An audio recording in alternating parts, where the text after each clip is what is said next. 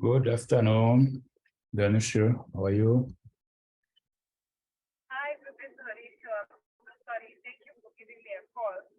I'm actually Okay. driving at the moment, but I wish you the best for today's session. Thank you for Okay. giving me a call. Okay, Okay. bye. Okay. Bye. We'll start.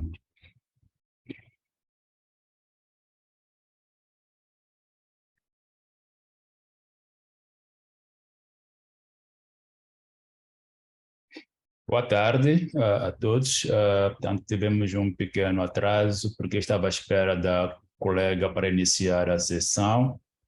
Ela é a anfitriã, então não tinha como iniciar antes dela entrar. Mas já vamos começar.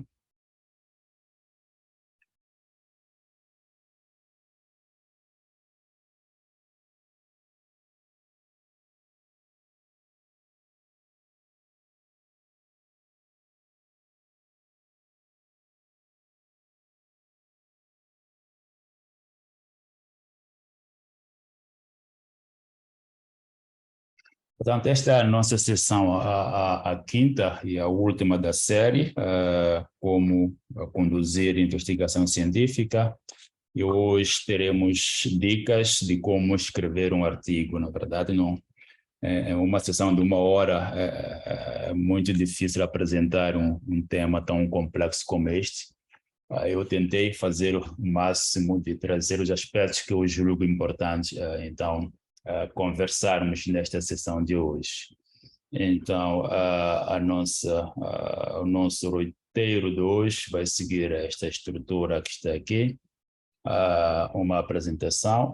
Vou pedir para que me confirme que estão a ver os slides e também estão a me ouvir. Pode colocar uma mensagem no chat, só para eu ter esta certeza. Espero que esteja ativado aqui. Vou ativar aqui para que vocês possam usar o chat. Acho que já podem usar.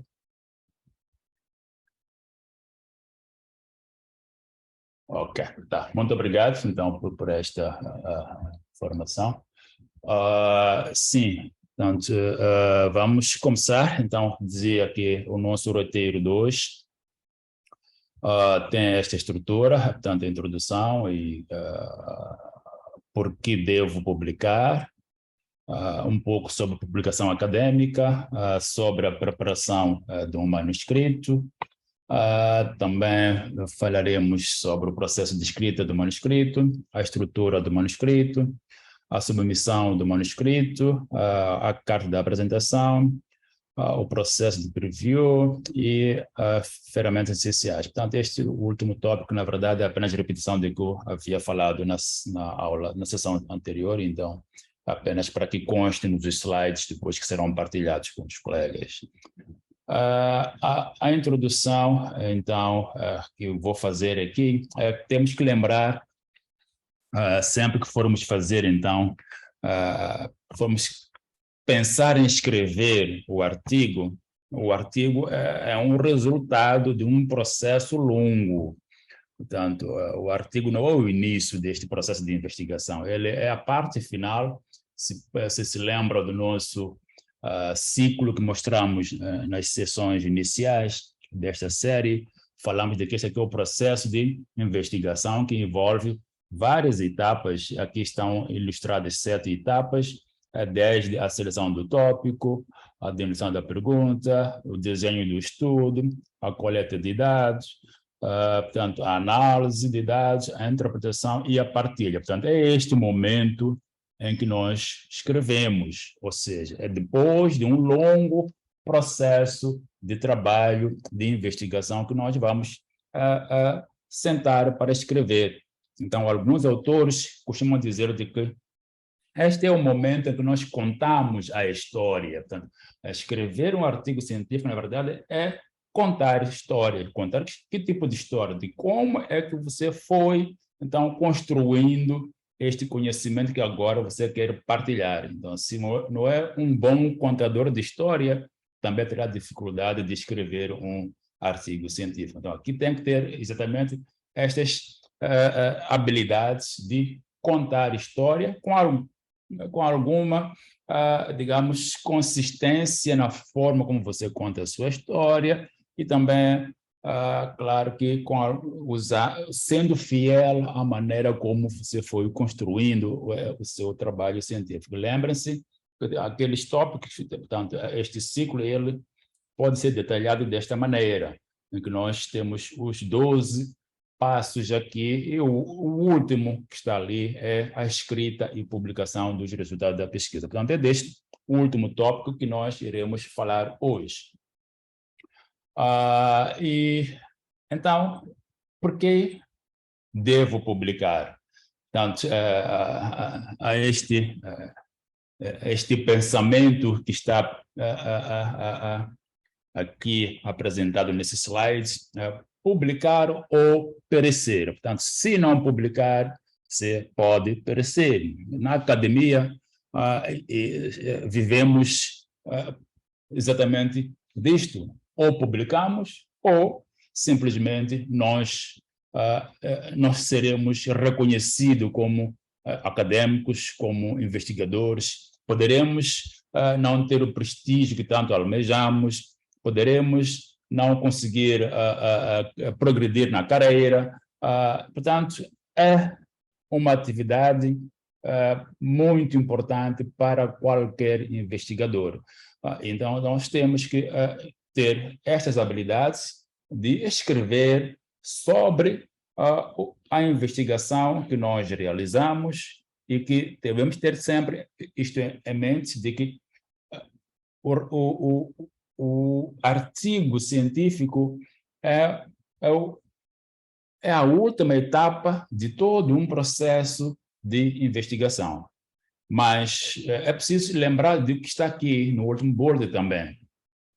Um investigador só vai conseguir escrever se ele lê. Portanto, é preciso ler bastante para compreender, então, a sua temática, inclusive, poder ter toda a base teórica necessária para poder desenvolver o seu projeto de pesquisa, que vai lhe levar, então, a escrever um artigo científico que pode ser publicado. Portanto, aqui consideramos que o ciclo de um investigador é ler, escrever, publicar e ser lido. Portanto, fundamental também publicar para ser lido, porque não vale nada publicar algo que depois não vai interessar ninguém, ou seja, ninguém vai se interessar pelo meu trabalho, que provavelmente levei meses ou anos a desenvolver, e depois coloquei todo o resultado num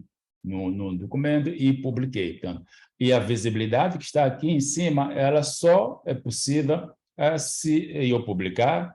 O reconhecimento só é possível se o que eu publiquei realmente interessou alguém e esse alguém leu. Então, a partir desse momento, começa a ganhar o almejado, então, prestígio. Então, mas no processo de publicar, há que ter em conta alguns aspectos. Portanto, antes de entrar nos aspectos de escrita em si, é preciso entender que nós publicamos em alguma revista científica e que esta revista científica segue um processo editorial. Então, nós temos que ter em conta todos esses aspectos. Portanto, quando nós vamos escrever, temos que saber que teremos que, em princípio, selecionar o artigo adequado, que deve ser publicado também na revista adequada para aquele artigo, no sentido de que, portanto, eu sou de uma área científica, dentro dessa área científica eu sou de um domínio desta área, então eu só conseguirei fazer a publicação do meu artigo se eu selecionar aquelas revistas que publicam assuntos sobre aquela temática. E também tem que ter em conta os formatos que são utilizados lá. Então, devo seguir à risca todo aquele processo que é recomendado para publicar naquela determinada revista. E aqui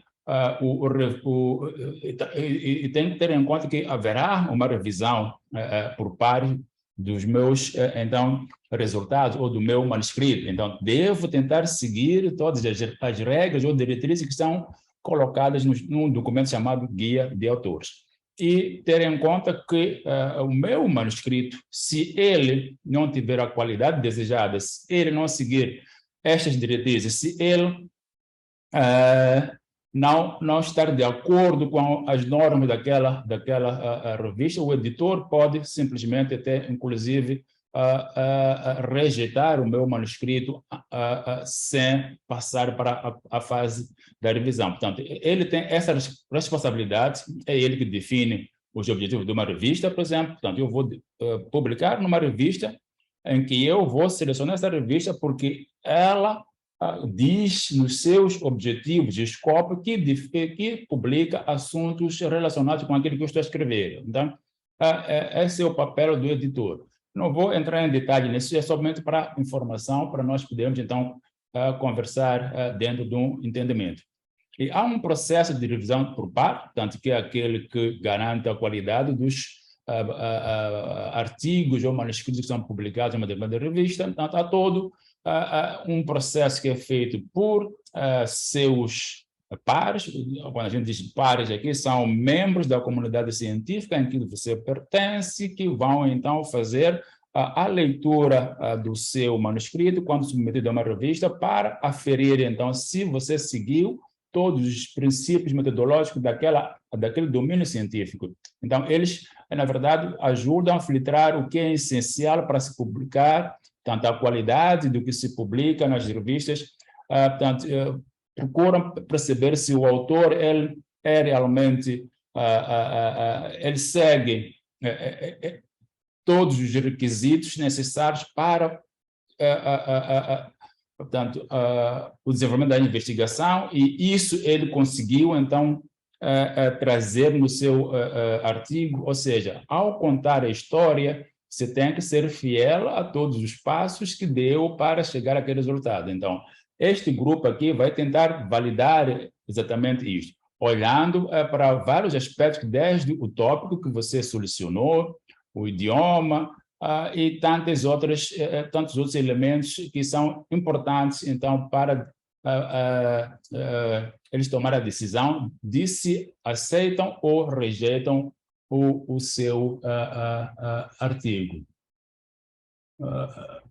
Eu vou solicitar que as perguntas sejam colocadas na ferramenta de Q&A, para depois facilitar, então, estas respostas, porque se estiverem no chat, será difícil de eu acompanhar. Estou a ver algumas perguntas que já vão chegando aqui. Portanto, o processo de pre-review, na verdade, envolve estes passos que estão aqui. Nós temos o autor de um lado, temos o editor no meio e depois o revisor. Portanto, o autor escreve o manuscrito, submete, o editor faz uma pré-seleção. Se o manuscrito submetido naquela revista está dentro do escopo daquela revista. Se não estiver dentro do escopo daquela revista, então pode ser rejeitado imediatamente sem passar para a revisão.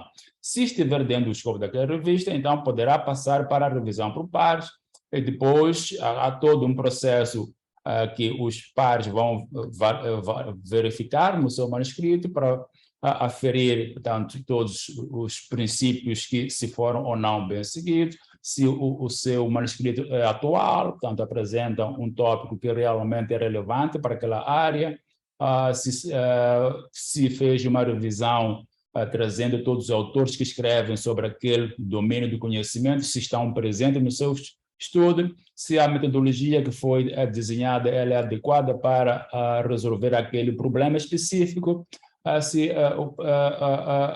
a estratégia de coleta também está alinhada ao que você pretende trazer. Depois, como você apresenta os seus resultados, se os seus resultados realmente são algo novo naquele domínio, porque se não for algo novo, então provavelmente já tem a resposta sobre o seu problema, e aí não vale a pena aceitar este manuscrito, é rejeitado para a sua tanto atualização, em sentido de trazer algo de novo para o domínio científico em que você está a pretender publicar. Então, há todos esses aspectos que são aqui, então, levados em consideração pelo editor, no primeiro momento, depois pelos revisores, e, claro, que o autor pode, para toda a resposta que vier dos revisores, responder naqueles casos em que há uma aceitação, mas condicionada a alguma revisão do próprio manuscrito, mas quando há rejeição, muitas das vezes nem há espaço de se poder responder qualquer coisa aqui, mas quando há uma aceitação, normalmente a aceitação ela pode vir aceito, mas condicionado à integração de vários aspectos que são comentados pelos revisores. Então, é um processo que pode ser longo, que pode apenas ser, depende, né, das revistas, que pode durar semanas, ou meses, ou inclusive anos.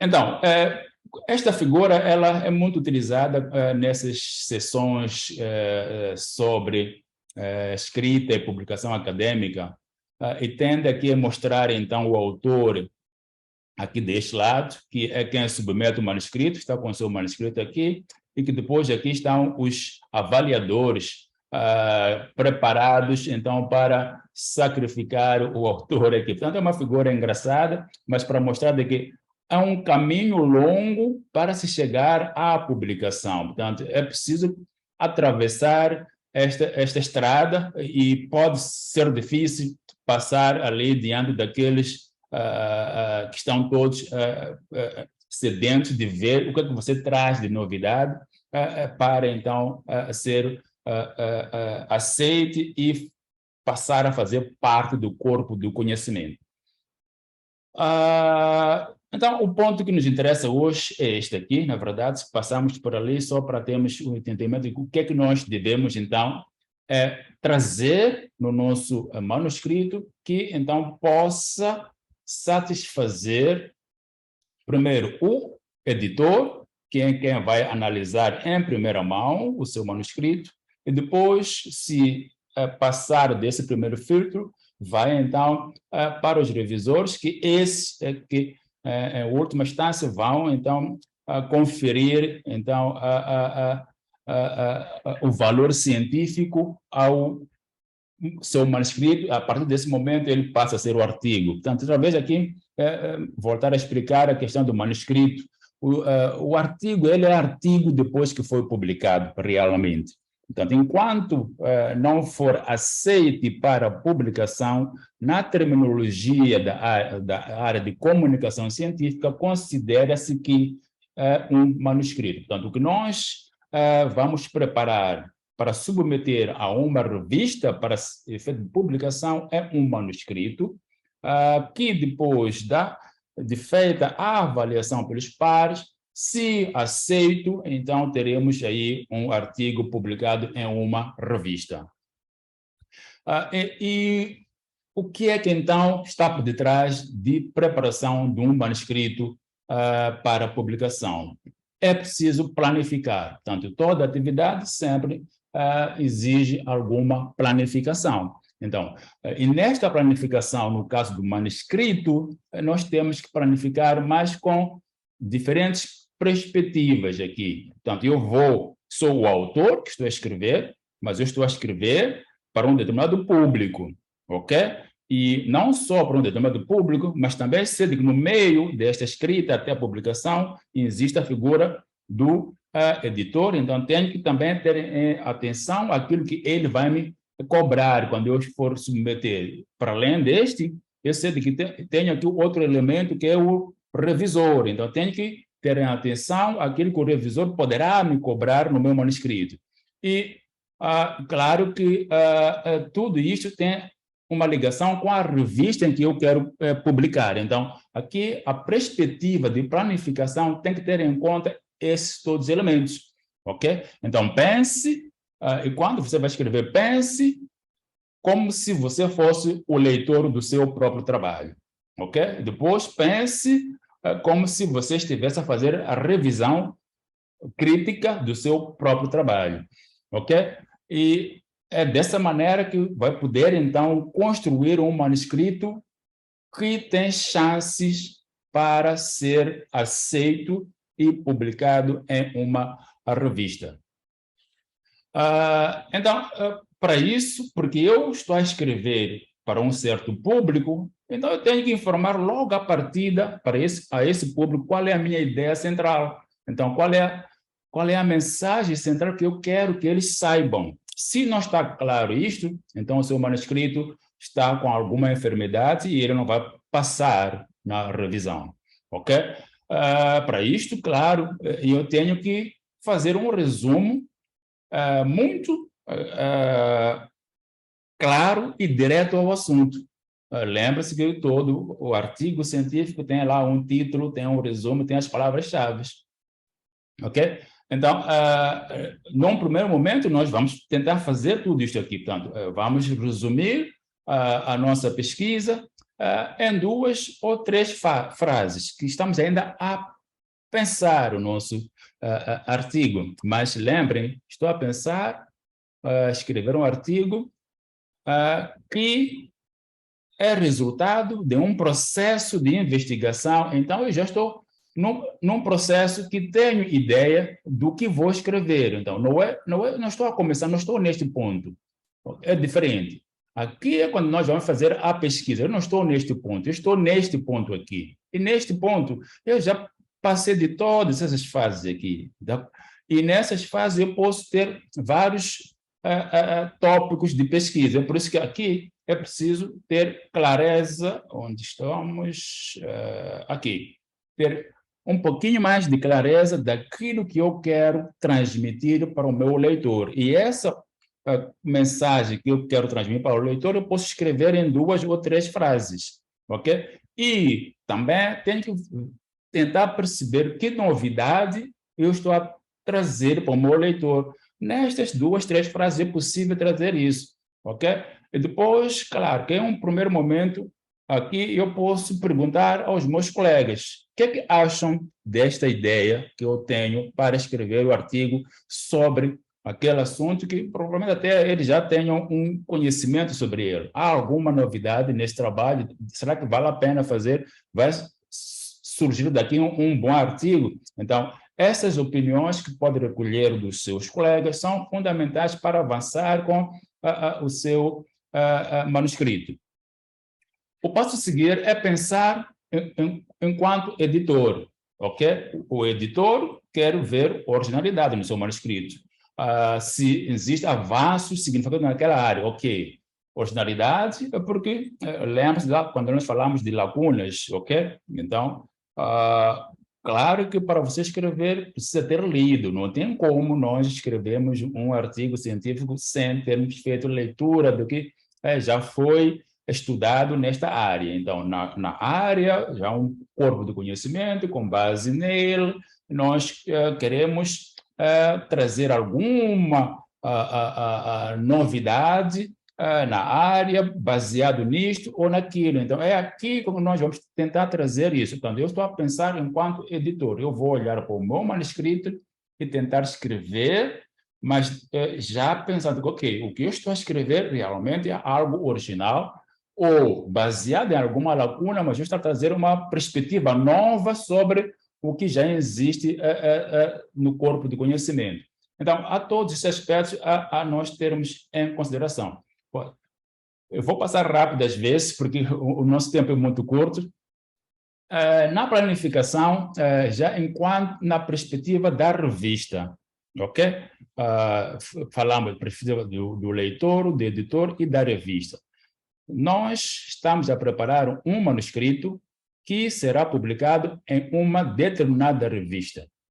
Então, não podemos escrever um manuscrito sem consultar esta revista para percebermos quais são as diretrizes que ela, então, exige dos autores. O que é que os autores devem cumprir para que os seus manuscritos sejam aceitos naquela revista, ok? Então, ainda que eu tenha um projeto que eu cheguei a resultados muito interessantes e depois quero escrever um artigo, não posso começar a escrever artigos só porque eu tenho os resultados ali. Tenho que escrever o manuscrito porque eu tenho os resultados, mas eu sei em que revista quero submeter, ok? E se eu já tenho essa ideia, e vimos na última sessão, posso, então, ir verificar nessa revista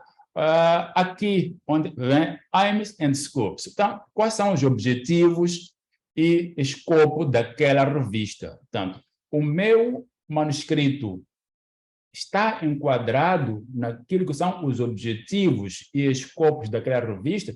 Portanto, o objetivo é sempre definido dentro da própria revista, lá nas opções About Journals. Nós encontramos lá essa informação, que ele tem como objetivo publicar manuscritos da área de neurociências, por exemplo. Esse é o objetivo. Pode depois dizer que pode, para além da neurociência, outras áreas afins. Então, se o seu manuscrito não é daquela área de neurociência, não tem como submeter naquela revista em específico, ok?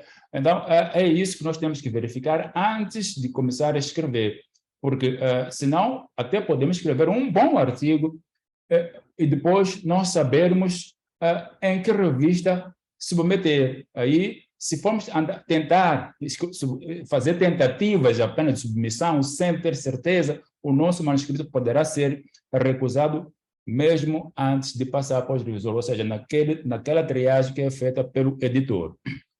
Então, lá na revista, nós poderemos observar tudo isso aqui, portanto, quais são os objetivos, qual é o público, portanto, o público, quem são os principais leitores daquela revista, que tipo de artigos publica aquela revista. Portanto, eu estou a preparar um manuscrito que é um manuscrito de um artigo original, ou é um artigo de revisão, ou é um artigo curto, portanto, short communication. Portanto, eu tenho que verificar se aquela revista aceita esses tipos e quais são as diretrizes para a elaboração de cada um desses tipos. E se ela pertence a alguma sociedade científica e tudo mais. Isso até já me dá uma informação de bom, se está ali a minha sociedade científica, é porque provavelmente o que eu estou a escrever interessa àquela sociedade científica, então aqui nessa revista posso ter chance de publicar. Ok? Na perspectiva da revista em si, então as revistas normalmente têm um chamado guião ou guia para autores, portanto, que tem lá todos os detalhes dos passos que devem ser cumpridos para que o seu manuscrito seja aceito naquela determinada revista. Portanto, é importante fazer a leitura deste guião. Portanto, aqui o que eu coloquei, tenha atenção às instruções e leia, veja que tipo de layout são aceitos, o comprimento das secções, os limites de palavras. Algumas revistas colocam muito claramente, um título não pode exceder a 75 palavras, por exemplo. Eu somente um exemplo estou a chutar aqui. O resumo tem que estar entre 50 e 250 caracteres. É um exemplo. Então, tudo isso está dentro deste documento. Então, nós temos que ter acesso a este documento, ler antes de começar a escrever o nosso manuscrito. Então, não vale a pena começar a escrever sem saber que tipo de layout você tem que seguir para que o seu manuscrito seja aceito naquela revista. Ok? É importante, então, ter esta informação previamente. Esse é um exemplo de como é que nós chegamos a estas informações que eu coloquei daqui para até este slide. Então, se nós queremos ver os objetivos e o escopo da revista, a plataforma Science Direct, ela permite que você navegue em revistas e dentro da página da revista, você vai encontrar aqui esses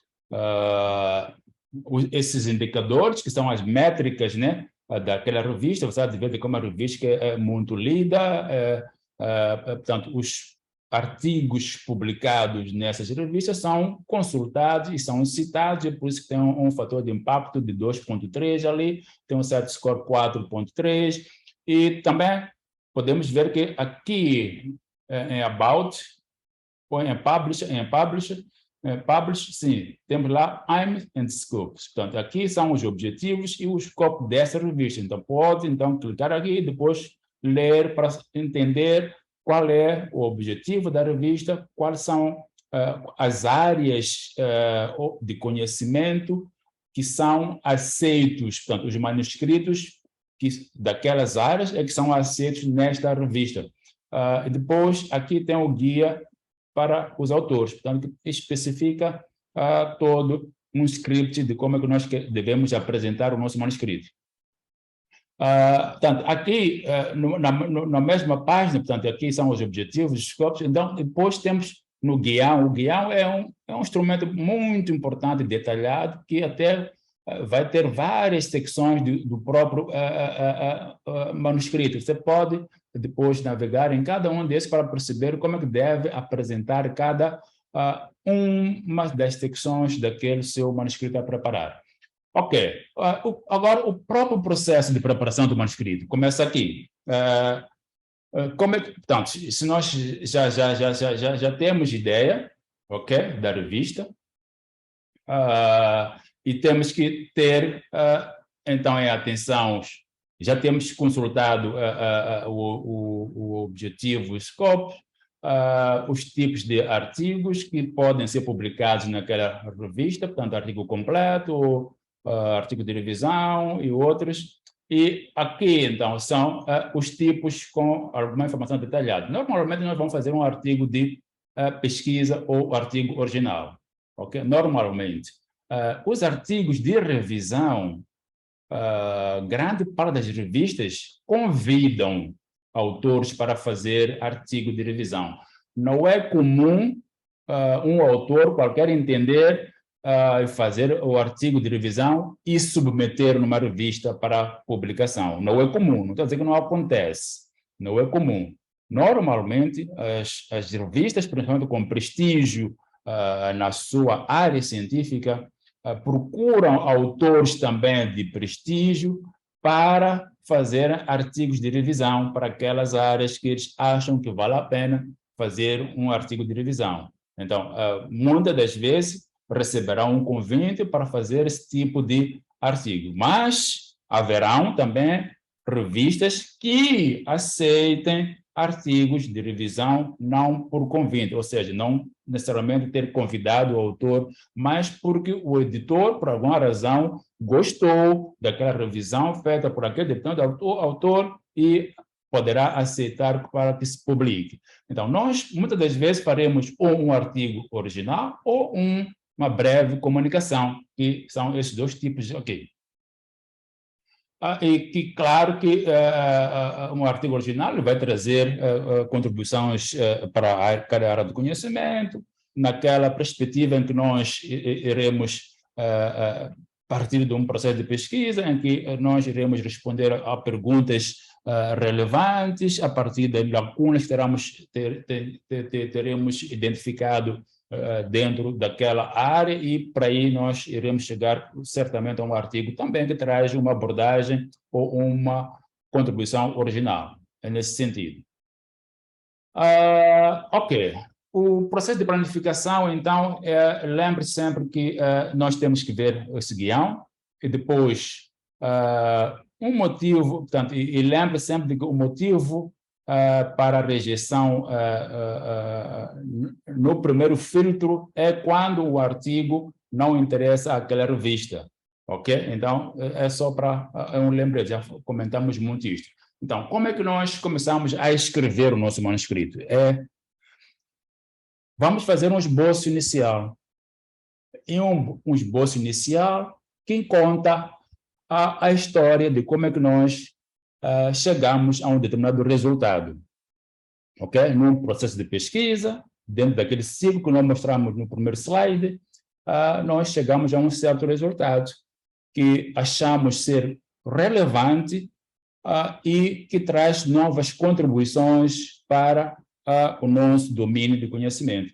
Então, vamos começar a fazer aí um esboço. Então, vamos colocar os elementos iniciais do nosso artigo.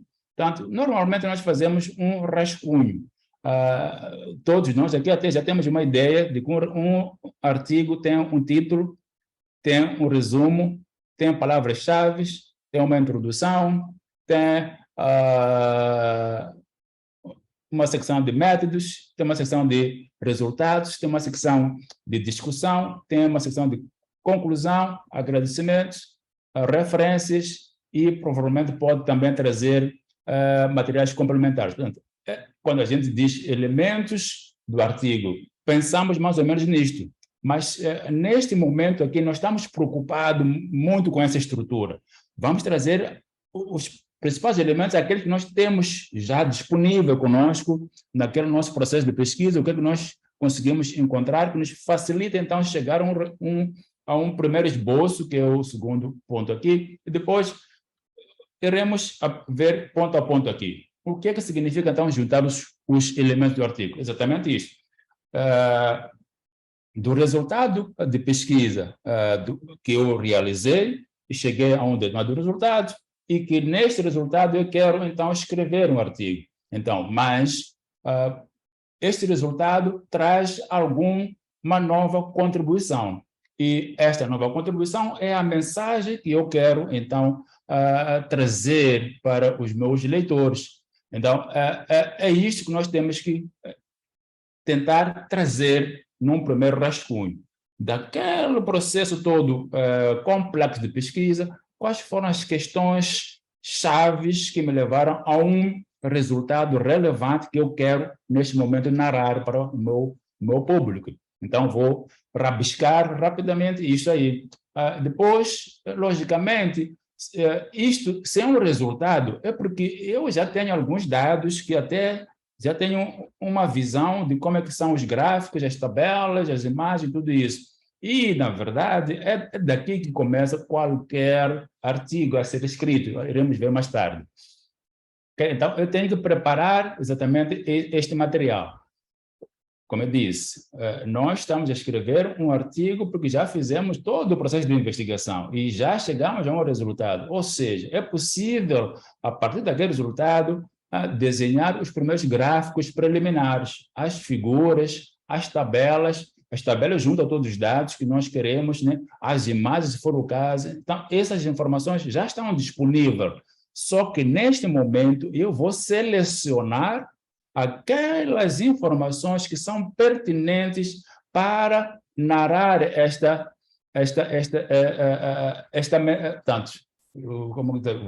história que eu quero apresentar nesta mensagem que vou passar para os meus leitores.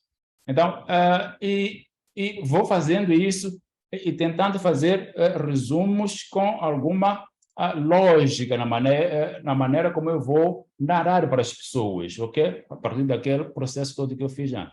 E, logicamente, tudo que eu estou a fazer aqui deve estar fundamentado nas teorias ou no conhecimento de base que já existe. Logo, eu tenho que selecionar os principais autores desta área e fazer, então, uma ligação entre o que eu estou aqui a apresentar com o que eles já tenham feito antes. Portanto, algumas coisas posso já ter comentado. Portanto, ali estava a fazer o levantamento dos elementos. Ao mesmo tempo, vou escrevendo o meu primeiro rascunho. Então, tenho a ideia central, as principais questões que eu estou a retirar do meu processo de pesquisa já feita, os dados que eu já tenho identificado. Então, aqui eu vou tentar trazer isso dentro do meu rascunho, apresentando o primeiro gráfico, o segundo gráfico, o terceiro, e começar a destrinchar o resultado que é apresentado por esses dados. Olha, que não devemos, no corpo do artigo, do manuscrito, apresentar tabelas longas que são maçantes para entendimento do seu leitor. Se tiver tabelas dessa natureza, essas tabelas serão colocadas como material suplementar. Não coloque no corpo. Portanto, no corpo nós vamos colocar tabelas simples e diretas em relação àquilo que nós queremos trazer como resultado. Então, nós vamos fazer um primeiro rascunho que poderemos reescrever. Então, e um artigo pode ser reescrito umas 3, 4 vezes, e é assim que funciona. E normalmente, a minha experiência, né, é que eu inicio a escrever e mando para alguém, meu colega, para ver. E pronto, normalmente eu escrevo sempre em colaboração. Não me lembro de nenhum artigo que eu tenha feito de forma individual. E é bom a gente usar a colaboração para escrever os artigos, porque são mais consistentes em termos das ideias que são ali trazidas, e tanto 2, 3 cabeças pensam melhor do que uma, quando há isto, é possível, então, que este processo até leve menor tempo do que se fizer de forma individual. Portanto, é neste momento que nós vamos fazer esses rascunhos que depois são reescritos com base na retroalimentação que nós vamos buscando de nós mesmos, porque eu vou escrever, depois eu vou ler o que eu escrevi, depois vou ler a literatura, ok? De outros autores naquela área, para ir confrontando com o que eu faço aqui, para ver se eu estou no caminho certo, estou a seguir realmente as diretrizes da revista, mas também estou a trazer alguma novidade do que já existe e qual é a abordagem, qual é a diferença do que já foi exposto por outros com aquilo que eu estou a escrever. Então, bom, já tinha falado do que está aqui, então, depois de fazer o primeiro esboço, logicamente vou reescrever, fazendo revisão do próprio texto, a ordem lógica do conteúdo que eu coloquei lá, e vou identificar as minhas lacunas. Existem aquelas lacunas da pesquisa que eu identifiquei lá no meu processo de pesquisa, não é neste momento que vou fazer isso. Aqui é o meu manuscrito, que estou a escrever, eu faço o rascunho e depois releio para perceber se há algo que pode estar ali não bem explícita e preciso melhorar, mas para isto provavelmente não basta somente eu reescrever, tenho que fazer leituras primeiro para compreender muito bem aquele assunto e depois é que vou fazendo essa melhoria. Uma coisa importante é isto aqui, evite frases, tanto texto duplo, tanto redundante, apesar que nos manuscritos nós teremos um resumo que apresenta uma parte da informação que pode ser repetida na introdução, provavelmente poderá ser repetida nos resultados e também na conclusão. Deveremos escrever de maneiras diferentes quando formos apresentar essas informações. Iremos ver nas secções seguintes. Ok? Então, tentemos melhorar reescrevendo o nosso manuscrito iniciado no número 2 aqui. Ok. Ali era apenas um rascunho. Agora, vamos tentar olhar para o nosso rascunho e ver se ele segue realmente a estrutura de um manuscrito que deve ser submetido em uma revista científica. Todas as revistas científicas, grande parte delas, sempre vão ter o guião. Okay? Em princípio, todas elas têm o guião, e este guião pode apresentar uma estrutura semelhante a esta aqui, ou várias outras estruturas. A que está aqui é a estrutura tradicional, é a mais utilizada na maioria das revistas científicas. Então, nós sempre iremos estruturar o nosso manuscrito pensando em um título, em um resumo, em palavras-chave. Portanto, esta primeira parte aqui, estes 3 elementos, eles tornam fácil portanto, a indexação do seu manuscrito. Portanto, são muito utilizados pelas bases de dados para facilitar, então, a recuperação do seu manuscrito. Então, o título deve ser um título conciso, mas que é representativo em relação ao conteúdo que o seu artigo vai, então, apresentar. O resumo também tenta ser direto ao assunto, mas trazendo todos os aspectos ligados ao seu problema, aos resultados e às principais conclusões. Portanto, é esta informação que deve vir lá no seu resumo. Portanto, o problema que estava a ser abordado ali, quais são os achados principais relacionados com aquele problema e quais são as conclusões principais que foram também encontradas. Esta é a informação necessária que todo resumo deve conter. As palavras-chave, então, são, na verdade, etiquetas sobre o seu trabalho. Portanto, eles permitem localizar os seus documentos nas bases de dados. Iremos ver mais para baixo, mas como já adiantei aqui, as palavras-chave não devem ser palavras que já estão contidas no seu título. Portanto, se já tem uma palavra no título, ela não é elegível para ser palavra-chave. Por que isso? Porque, como está aqui dito, esta informação que nós vamos trazer no título, ela descreve, sim, o nosso artigo, pode conter ali o problema, o objetivo, outras coisas, vai tentar fazer isto ali, mas e depois vamos identificar algumas palavras-chave para além do que já está no título, eu poder descrever o meu texto de tal forma que aquelas pessoas, portanto, os leitores que não têm muito tempo de analisar o seu trabalho, possam, com base nesta informação do título, do resumo e palavras-chave, possam entender o que é que vem a seguir aqui no seu texto, portanto, no corpo do texto do manuscrito. Portanto, porque muitas das vezes as pessoas só vão ler o texto completo depois que ficaram então atraídas pela informação que está aqui em cima. Então, é importante como é que nós desenhamos o nosso título, a informação pertinente que deve estar no resumo e as palavras-chave que são, na verdade, como se diz, entre aspas, a isca para que alguém goste do seu texto e depois passe a ler. E, normalmente, o corpo do texto, então, segue uma estrutura que também é quase padrão, chamada aqui de estrutura IMRET, portanto, introdução, métodos, resultados e discussão. O A aqui é do inglês end, ok?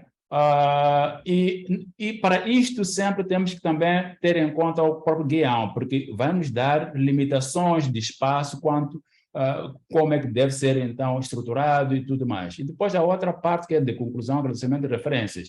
Mas tudo que está ali, algumas coisas já comentei aqui, então não vou me ater muito nisto. Portanto, como eu disse, um título deve conter o menor número possível de palavras, mas essas devem ser adequadas para descrever o conteúdo do seu artigo, porque são elas que vão criar a apetência do autor para ler o seu artigo.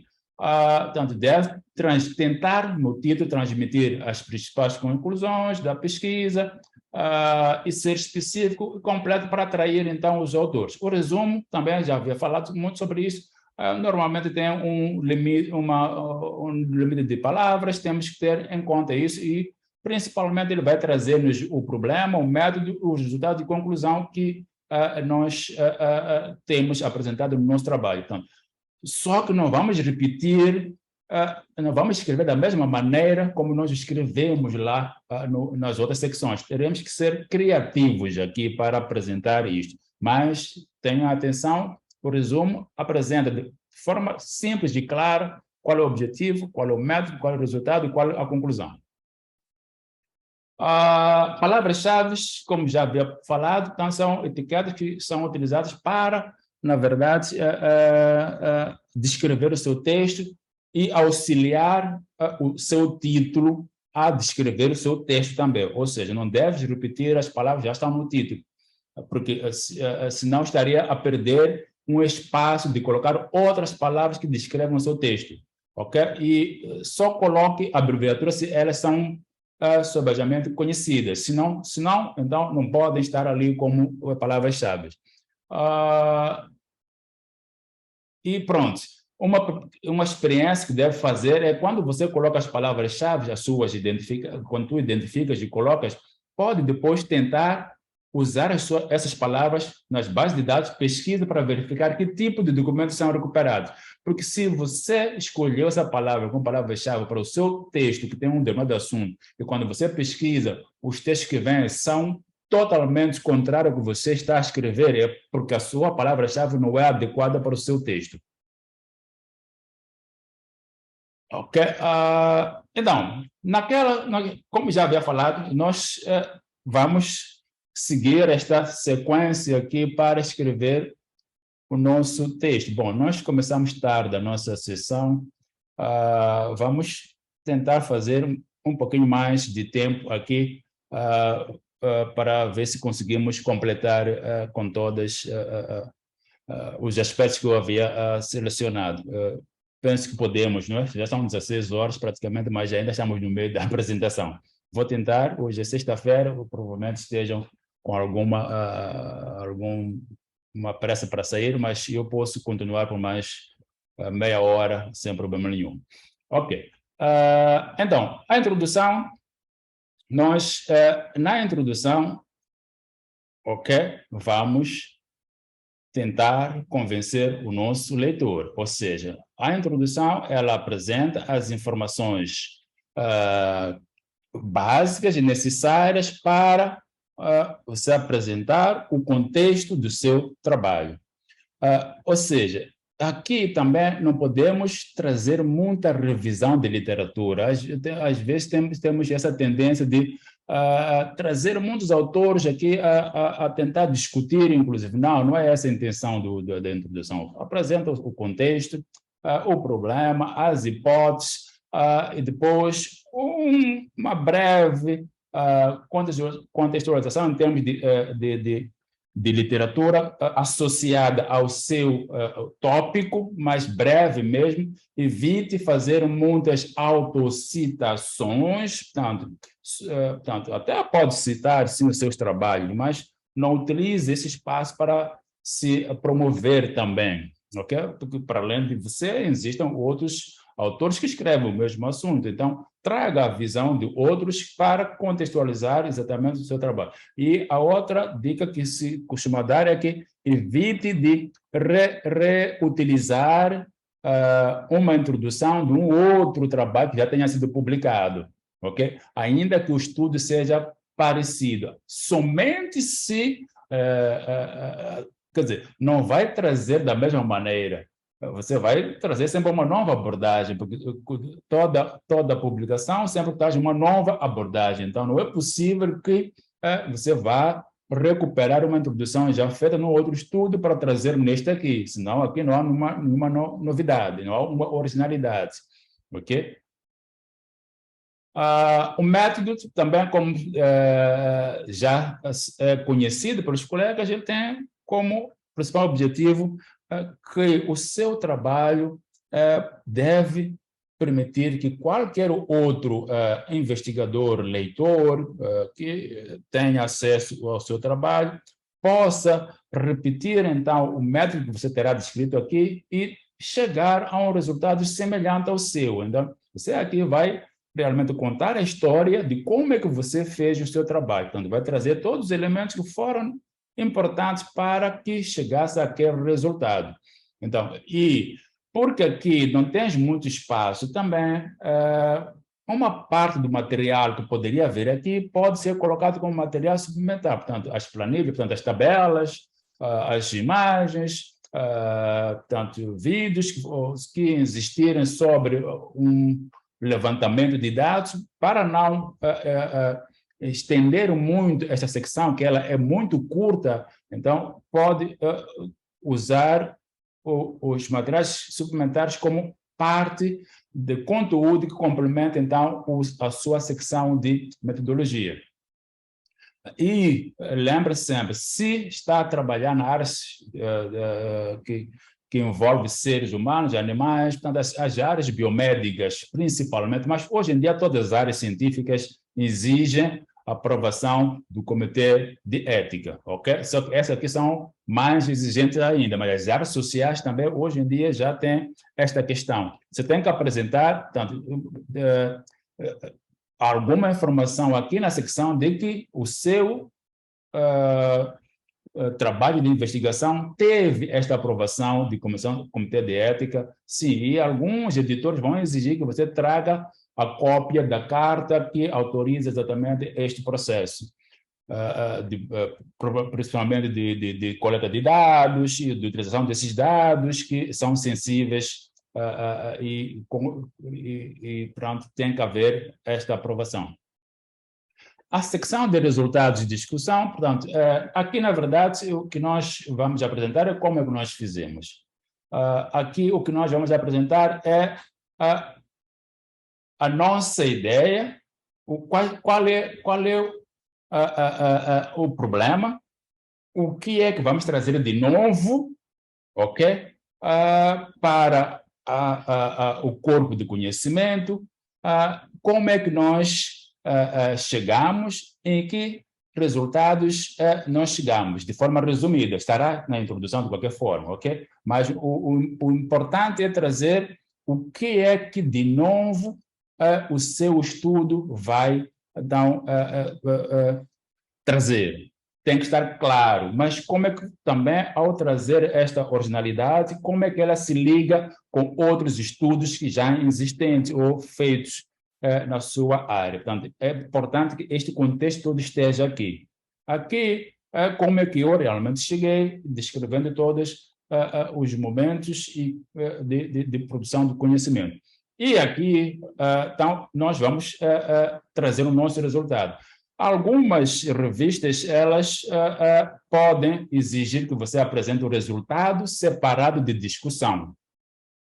Ok? Mas há outras que aceitam que a secção de resultado e discussão seja a mesma. Nesse caso, você poderá combinar, então, a apresentação dos resultados e, ao mesmo tempo, ir discutindo.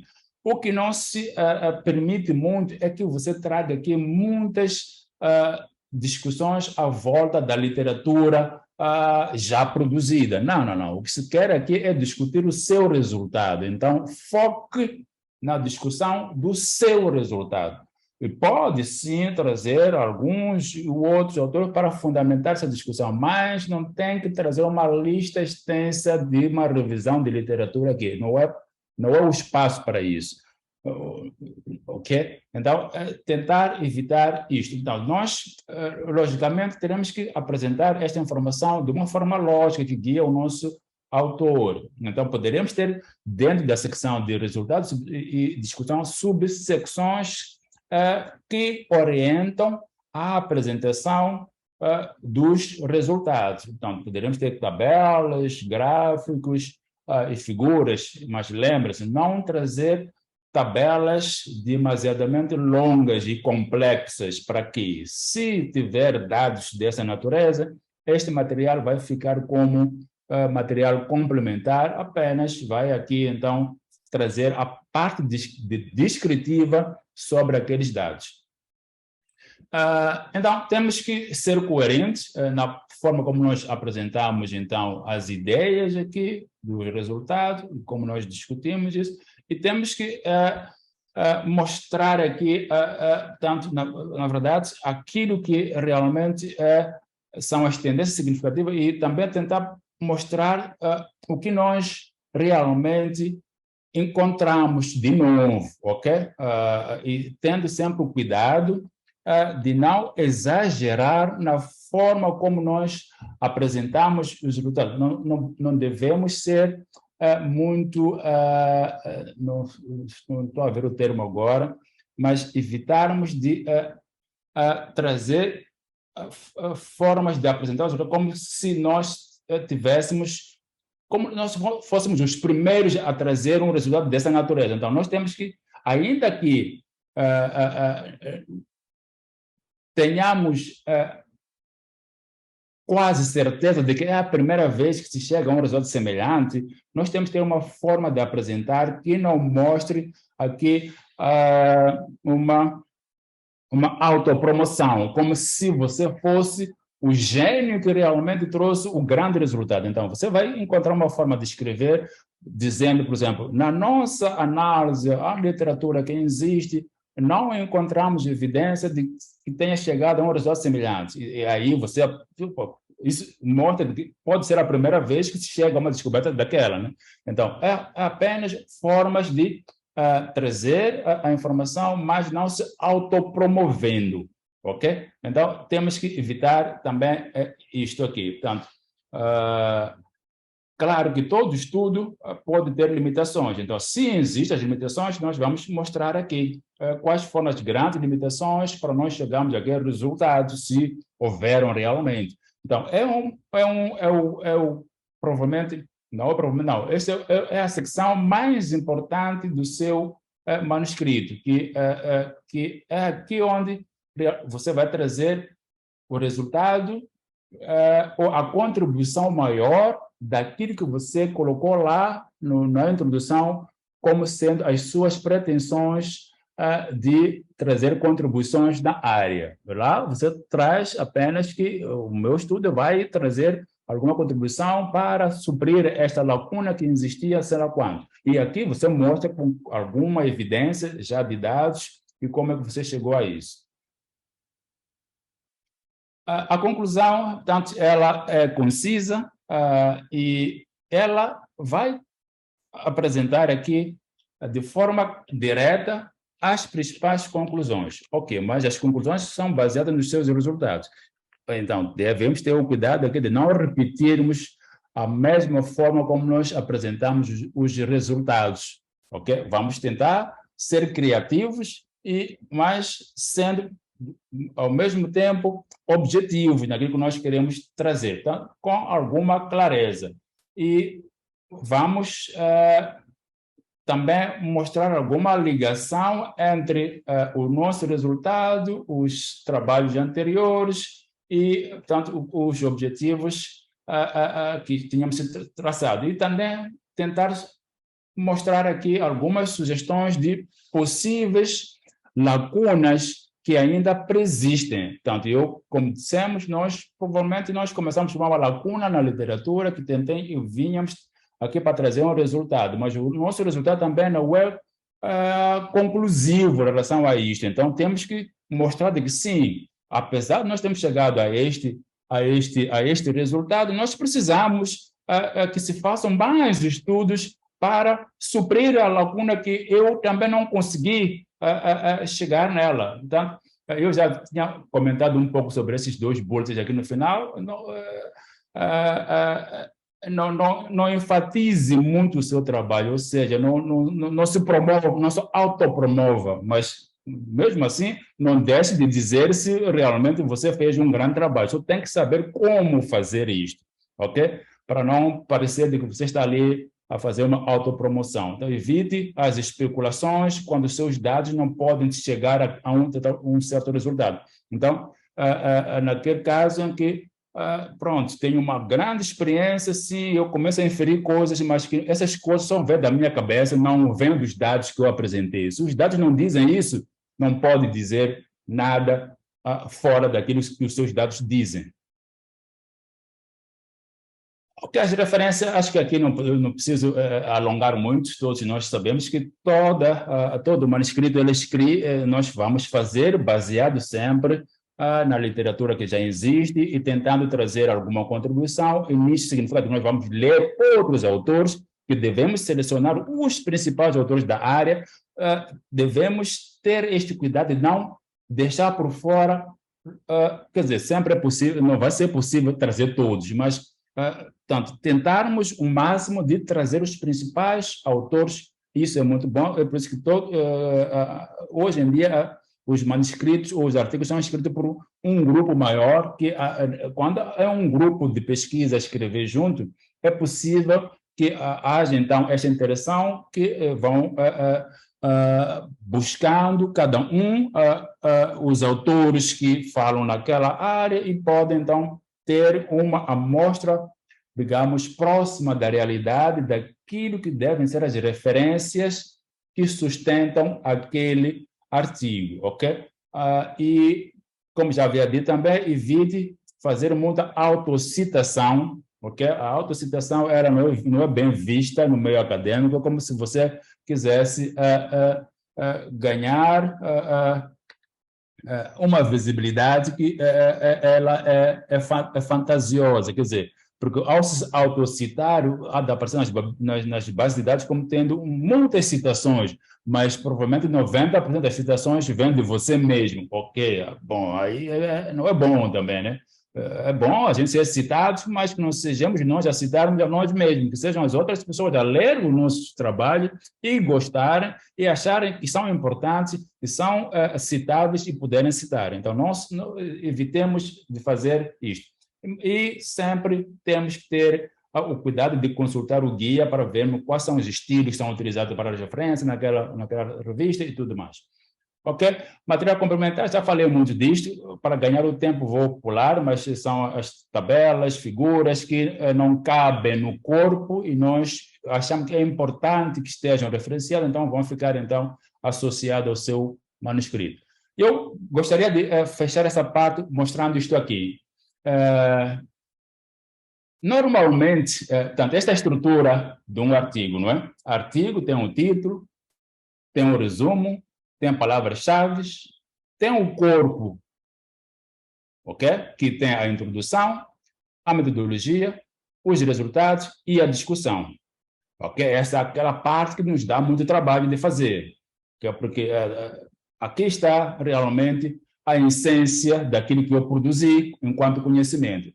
Claro que as conclusões, mas depende muito do que eu encontrei como resultado, como eu discuti, então vou trazer a conclusão aqui, os agradecimentos, as referências e o material complementar. Vejam como é que nós, na verdade, afinal, escrevemos. Portanto, essa é a lógica de leitura de um artigo. Nós lemos, normalmente, um artigo, começando pelo título e lendo o resumo e as palavras-chave.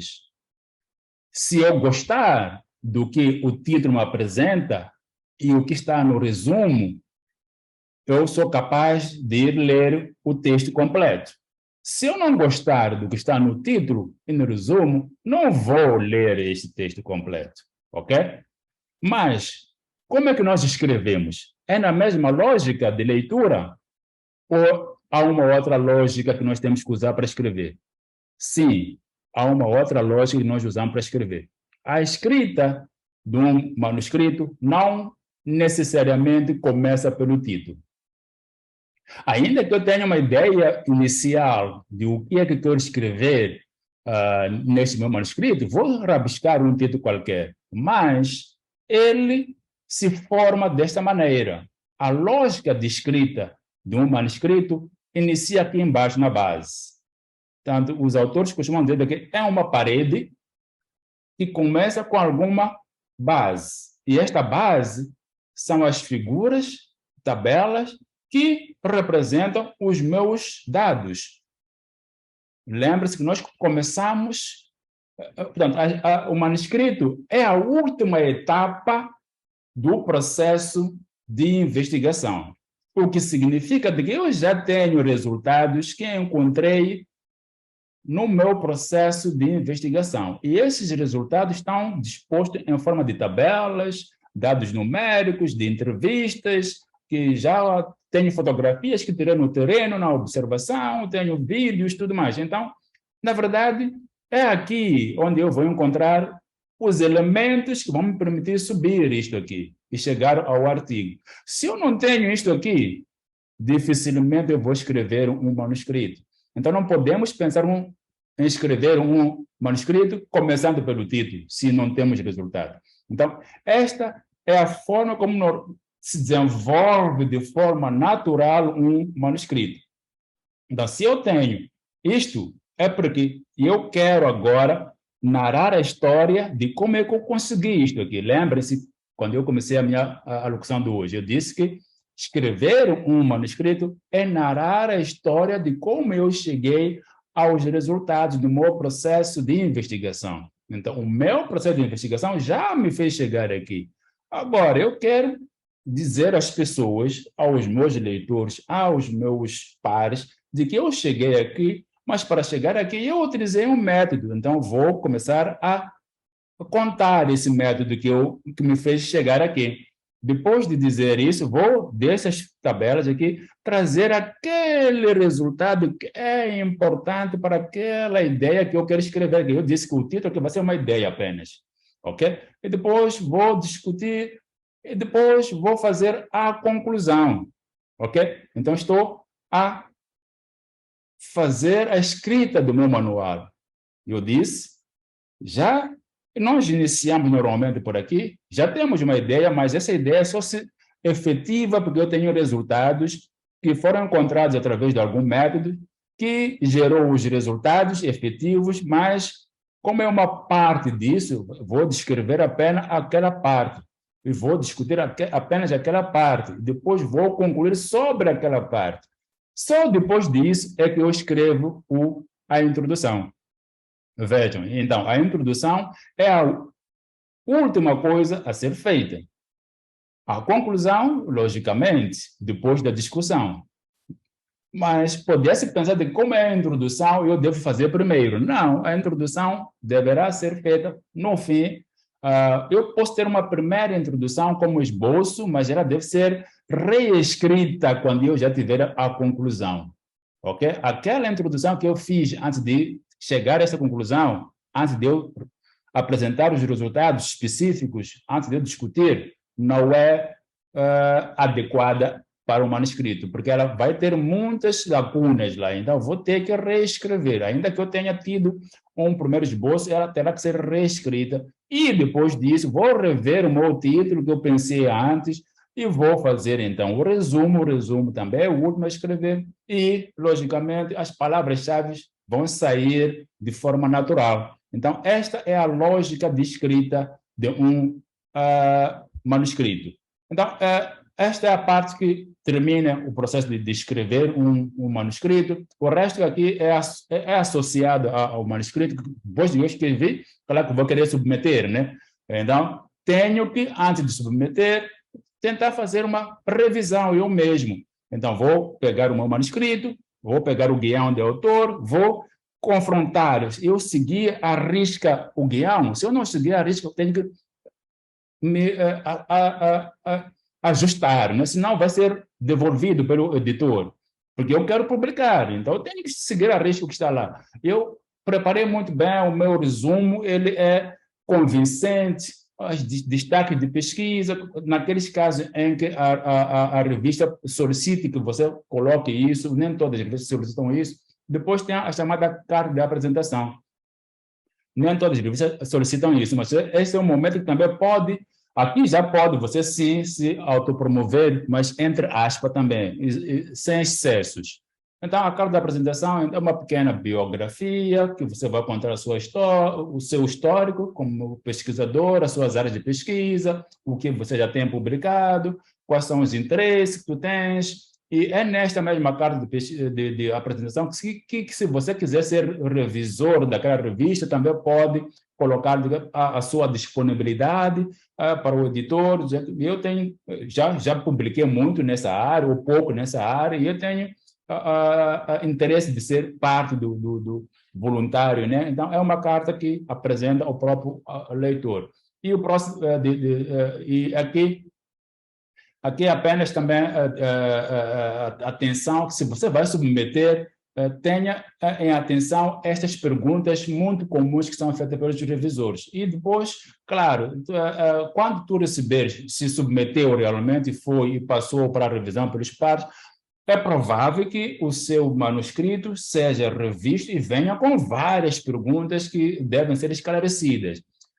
O que se diz é que, pronto, não fique triste por receber uma chuva de perguntas, às vezes algumas até são incômodas, porque são feitas de forma agressiva. Então, o que você deve fazer é responder de forma simples e humilde, ok? Então, quanto mais humilde você for nesta interação com os seus revisores, você está a ganhar alguma chance do seu manuscrito realmente passar.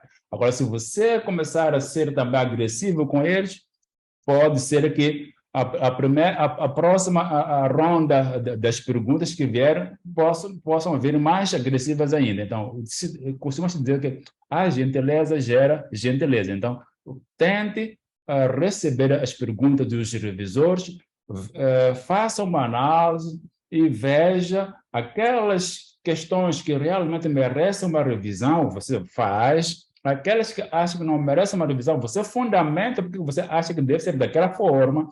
Então, mais numa linguagem em que os seus revisores vão perceber que você está aí a dialogar com algum conhecimento de causa naquele assunto que você está a ter uma ideia contrária do que eles têm.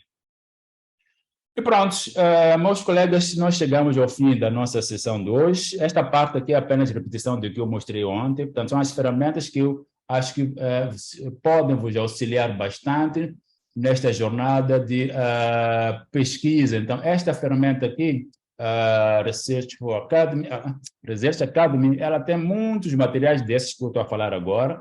Estão em inglês, grande parte deles, mas tem todos os materiais para preparar a pesquisa, a redação científica, processo de publicação, tem tudo isto aqui nessa plataforma. Poderão, então, aproveitar e consultar. Muito obrigado, meus colegas, e espero ter ajudado neste processo. Eu sei de que isto é muito difícil realmente falar de como é que se escreve um manuscrito para uma audiência grande de áreas diferentes. Então, nós tentamos trazer os aspectos mais gerais possível para termos uma compreensão de qual é o processo que nós devemos seguir. E pronto, há algumas perguntas que estão aqui. E eu tinha dito que ia trazer as perguntas também que tinham sido feitas na sessão de antes de ontem, eu acho que é isso que não tinha respondido. Algumas coisas já comentei aqui, mas poderemos ver primeiro o que está aqui como perguntas e vamos voltar. Quando é que, tanto o colega Leonel pergunta, quando é que um artigo deve ser considerado científico? Bom, aqui é porque o artigo como eu disse, nós escrevemos um artigo depois de termos concluído todo um processo de investigação, ok? Naquela perspectiva, Opa! Onde está o meu cursor agora? Aqui. Então, é científico. Vou só para me apoiar aqui, para não falar no vazio. Portanto, como eu disse, nós estamos a falar deste ponto aqui partilha de resultado, é onde a gente escreve o manuscrito. Mas para nós escrevermos o manuscrito, nós passamos por essas etapas todas. Então, se realmente você realizou um processo de pesquisa que iniciou com um tópico qualquer, que era um projeto maior, né? Porque um artigo é apenas uma parte muitas das vezes, de um projeto grande que nós estivemos a desenvolver. Então, se neste percurso aqui do processo de investigação seguiu todos os princípios que são, digamos, recomendados e consagrados naquele domínio de conhecimento em que você está a escrever, no final, tudo que você precisa fazer aqui é apenas relatar como você fez. Aqui, o que eu estou aqui a falar hoje, como escrever um artigo científico, é um relato, é um relatório, em outras palavras, é chamado de relatórios. Portanto, ou seja, você tem que ser um contador de histórias daquilo que foi feito nesses pontos todos. Então, se realmente seguiu todos os princípios, desde a definição do tópico, nós vimos vários elementos que são necessários ter em conta para definir um tópico, o desenho da pesquisa, portanto, as metodologias de coleta, de análise, tudo isso. Se você seguiu tudo isso aí, então o seu artigo será científico. Se não seguiu isso, então não é.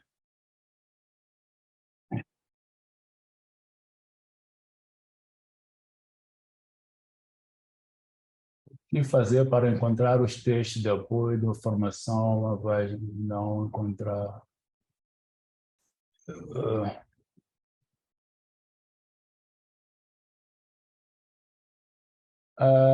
Aqui não entendi, Isabel, o que é que não encontrou na página Science Direct? Não encontrou sobre essa temática em específico?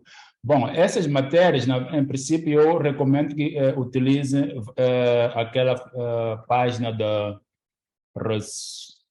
Research Academy, que lá tem muitos tutoriais sobre, mas também é possível encontrar tanto aqui, artigos que falem sobre pesquisa científica. Não é comum se escrever sobre essa área, existem mais livros do que artigos científicos sobre como escrever um artigo. Existem mais livros do que artigos científicos, mas algumas áreas costumam ter algo quando há uma nova abordagem, pode aparecer alguma coisa nesse sentido. Então, provavelmente seja essa a pergunta, não entendi muito bem.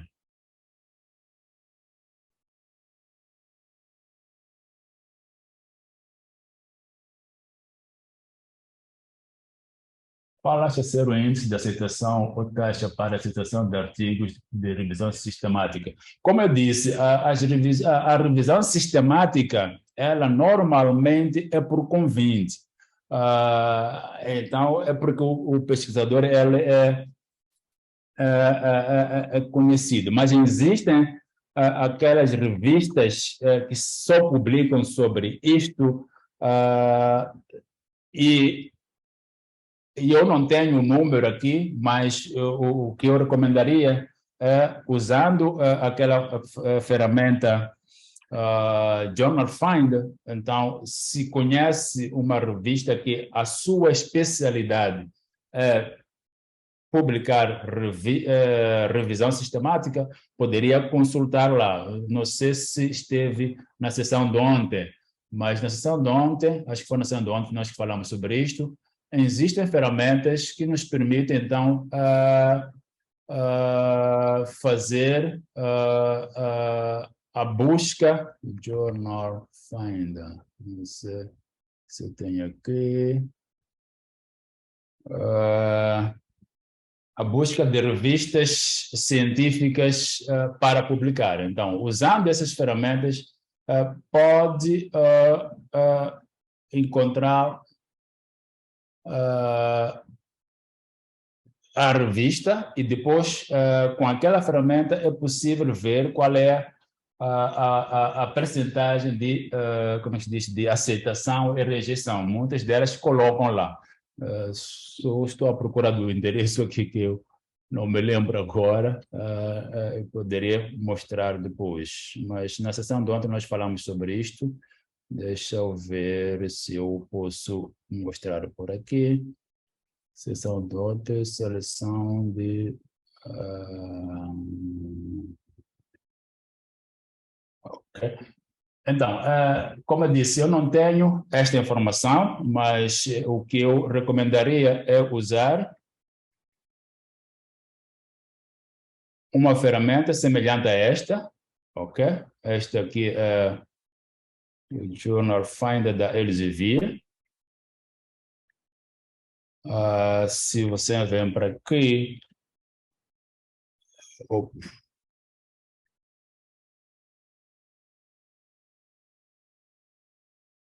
então, ela permite buscar revistas e com base nesta busca, pode lhe dizer também qual é o... Vou fazer aqui um exemplo só para nós respondermos com alguma...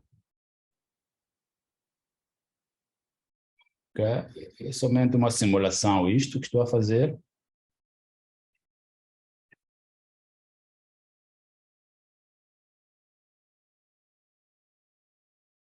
Ok, enquanto isso corre, vou ver a outra pergunta que está aqui, depois Word. A outra pergunta, quais as principais diferenças e semelhanças entre o resumo, a introdução e as conclusões? Pronto. O resumo, na verdade, vai trazer, em princípio, o problema. Portanto, de forma resumida, vai escrever qual é o problema que está ali a ser, que abordou o seu artigo. E vai, de forma resumida, dizer qual foi o método que foi utilizado para chegar ao resultado, mas não vai copiar tudo que está lá na seção de método, vai trazer uma frase, 2 linhas que resume tudo que está lá. O mesmo acontece com o resultado. O resultado, no resumo, ele é apenas o principal resultado que vai trazer. Lá na secção de resultado, vai explanar todo o resultado e, inclusive, discutir, ok? Com outros autores. Agora, no resumo, você vai trazer aquilo que foi o seu principal achado, tem que estar lá no resumo.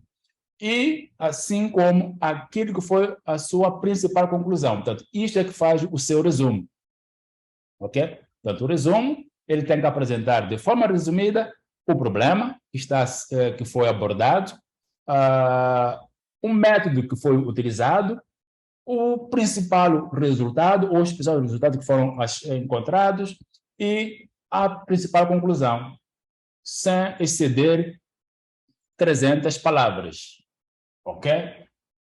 E a introdução traz o contexto, portanto, o problema contextualizado, ok? E atualizado também, ok? O problema, depois contextualizado, com base na literatura, o que é que se sabe já sobre aquele problema, e o que é que não se sabe sobre aquele problema, ok? Aqui é a atualização do mesmo, ok? E depois vai trazer alguma sinalização de literatura que possa ser usada para fundamentar o seu método, assim como a sua discussão do resultado lá embaixo. Portanto, é o que traz a introdução. Porque normalmente nós não temos uma secção aqui de revisão de literatura, então temos que tentar trazer essas informações nessas secções que estão disponíveis, ok? E é um exercício complexo, mas é possível se tiver alguma disciplina, portanto, cada um de nós aqui tem que criar alguma disciplina para fazer isso, na verdade. Ok? Não estou a chegar lá no resultado que eu queria para mostrar ao colega. E as conclusões, como já disse, portanto, aqui já vai olhar o seu resultado, baseado o seu contexto do problema, quais são tanto os achados, aqui já não são achados, as conclusões principais em relação àquilo que você achou, mas que tenha a ver com o problema que estava a ser, então, aqui explanado. Então, não sei se eu consigo explicar mais do que isto, mas são secções diferentes que uma alimenta a outra, de qualquer forma, ok? É por isso que, normalmente, a conclusão e a introdução e o resumo são os últimos a serem escritos, porque a conclusão depende daquilo que foi o resultado que foi encontrado e a discussão feita, e aí escrevo a conclusão. Depois, eu vou escrever a introdução baseada nas minhas primeiras ideias, mas vou aqui, portanto, vou trazer todo o contexto que me fez chegar a querer escrever para narrar isto aqui. Depois digo, por causa disso, portanto, dos diferentes contextos que eu encontro na literatura, sobre o assunto, com as diferentes lacunas que eu encontrei, eu pretendia chegar, portanto, a uma solução de uma das lacunas, utilizando este método que foi usado, e depois me permitiu chegar a um certo resultado, que é este aqui, e também consegui chegar a uma certa conclusão. Portanto, aqui vou trazer as mesmas informações que eu tenho, às vezes, na secção de resultado, mas de uma maneira diferente. A maneira aqui na introdução é aquela de convencer as pessoas a irem para as secções seguintes, né? Ele vai ter ali apenas um cheirinho de que pode encontrar no resultado mais extensivo do seu manuscrito. Bom, estamos com alguma dificuldade aqui, o colega que me pediu, não sei, ou eu perdi a internet, porque não está a fazer a busca aqui.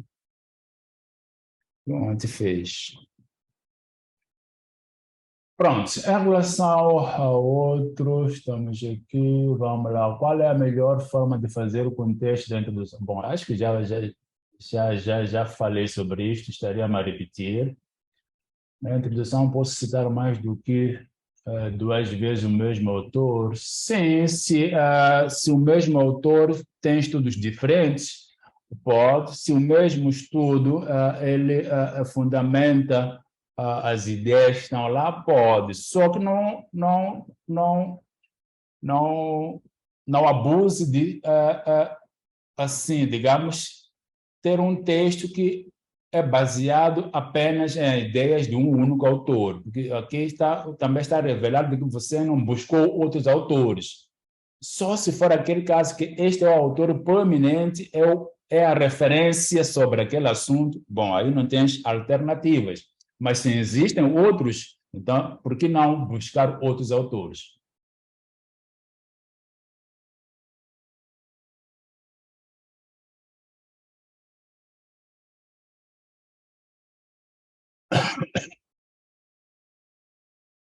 Como construir um título incluindo o foco de pesquisa? Portanto, como já havia dito, o título ele é o último a ser definido.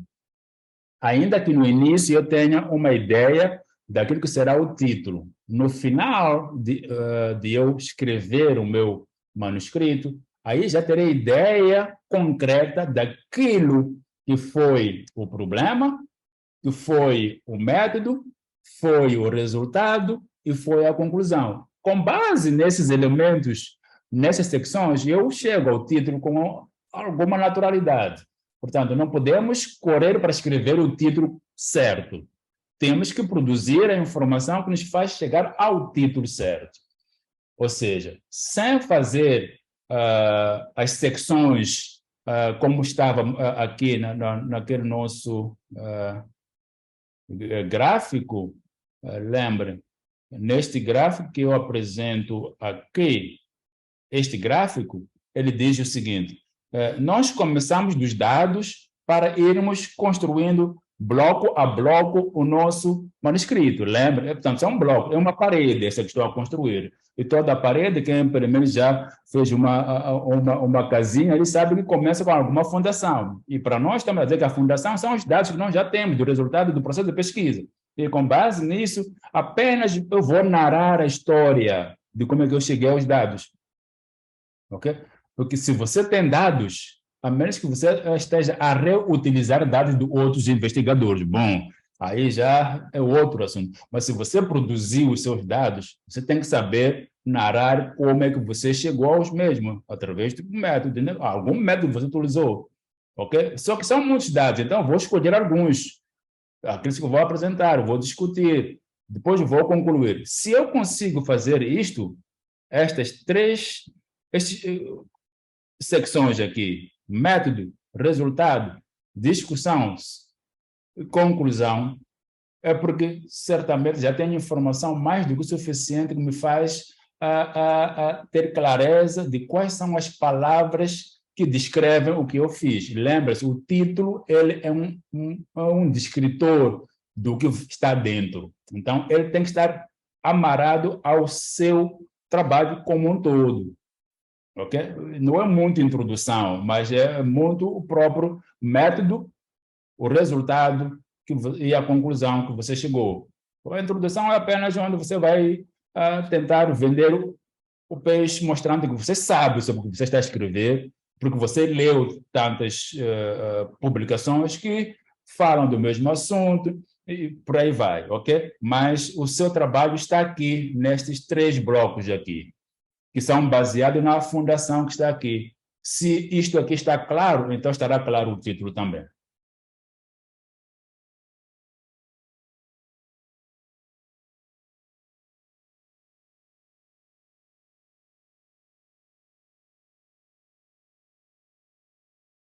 Caso um artigo esteja rejeitado por uma revista, significa que a informação é inválida ou pode este artigo ser publicado de forma... Sim. Ok, a rejeição numa revista não significa de que o seu trabalho é inválido. Provavelmente ele não está adequado para aquela revista.